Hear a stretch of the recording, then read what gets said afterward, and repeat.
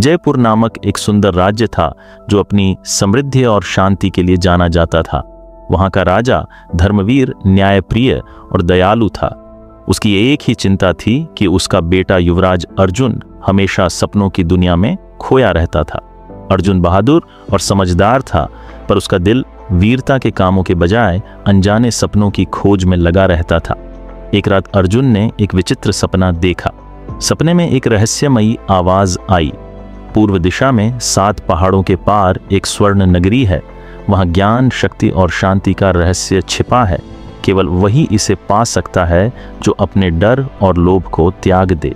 सुबह होते ही अर्जुन ने राजा धर्मवीर से स्वर्ण नगरी की खोज पर जाने की अनुमति मांगी। राजा ने पहले मना किया, पर अर्जुन के दृढ़ निश्चय को देखकर उसे अनुमति दे दी। अर्जुन ने अपना सफर शुरू किया। उसके पास सिर्फ एक तलवार, कुछ खाने पीने का सामान और अपार साहस था। रास्ता कठिन और खतरों से भरा हुआ था। पहले दिन उसने गहरे जंगल पार किए जहां जंगली जानवरों का खतरा था। दूसरे दिन वह एक विशाल नदी के किनारे पहुंचा। नदी की धार तेज थी, पर अर्जुन ने हिम्मत नहीं हारी। उसने पास के पेड़ों की लकड़ियों से एक बेड़ा बनाया और नदी पार कर ली। तीसरे दिन अर्जुन एक गांव पहुंचा जहां लोग भयभीत थे। वहां एक दानव रोज आकर उनकी फसलें बर्बाद कर देता था। अर्जुन ने बिना डरे उस दानव से मुकाबला किया और अपनी चतुराई से उसे हरा दिया।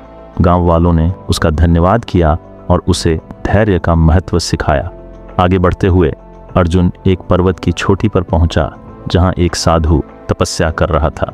साधु ने अर्जुन से कहा, यदि तुम स्वर्ण नगरी तक पहुंचना चाहते हो तो अपने लोभ को त्यागना होगा।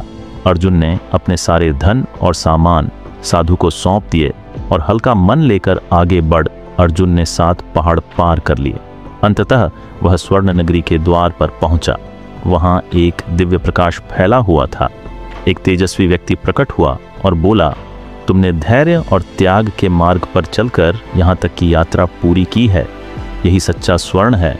अब तुम अपने राज्य में लौटो और इन गुणों से लोगों का मार्गदर्शन करो। अर्जुन विजयपुर लौट आया। उसने राजा धर्मवीर को अपनी यात्रा की कहानी सुनाई और राज्य के संचालन में धैर्य और त्याग का महत्व बताया। विजयपुर पहले से भी अधिक समृद्ध और खुशहाल हो गया। शिक्षा: सच्चा स्वर्ण बाहरी नहीं, बल्कि धैर्य, त्याग और ज्ञान के रूप में हमारे भीतर होता है।